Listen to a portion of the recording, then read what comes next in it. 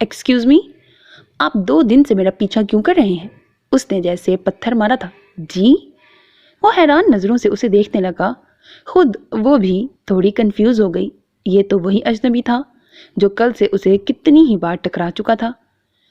اس کی عمر تو T V producer کے لحاظ سے بہت ہی کم ہے۔ مجھے کیا، آج کل تو لوگ پیدا ہوتے ہی ٹی وی ڈائریکٹر اور فلم پروڈیوسر بن جاتے ہیں۔ تم نے کیا سمجھا کہ اور لڑکیوں کی طرح میں بھی خوشی سے پاگل ہو جاؤں گی؟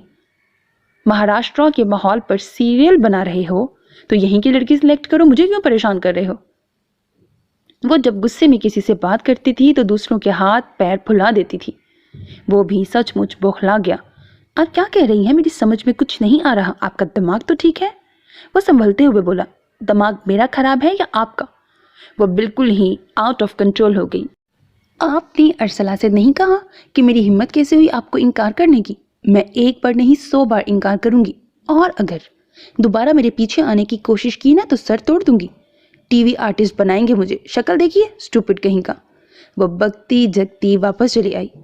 اچھی طرح دماغ درست کر دیا میں نے، اب مجھے تو کیا کسی اور لڑکی کو بھی سیریل میں کام کرنے کی آفر کرنے سے پہلے 100 بار سوچے گا، ڈفر کہیں کا۔ وہ فقریہ انداز میں ارسلہ کو اپنا کارنامہ سنانے لگی۔ ایم سوری یمنا، مگر وہ نیر رحمان نہیں تھا۔ ارسلہ پریشان نظروں سے اسے دیکھ رہی تھی۔ نہ جانے کون تھا جسے تم اتنا سنا آئی؟ یمنا کا منہ حیرت کی زیادتی سے کھلا اور پھر وہ اسی پر چڑھ دوڑی۔ تم نے ہی تو اشارہ کر کے بتایا تھا، شرٹ کا کلر بھی وہی تھا،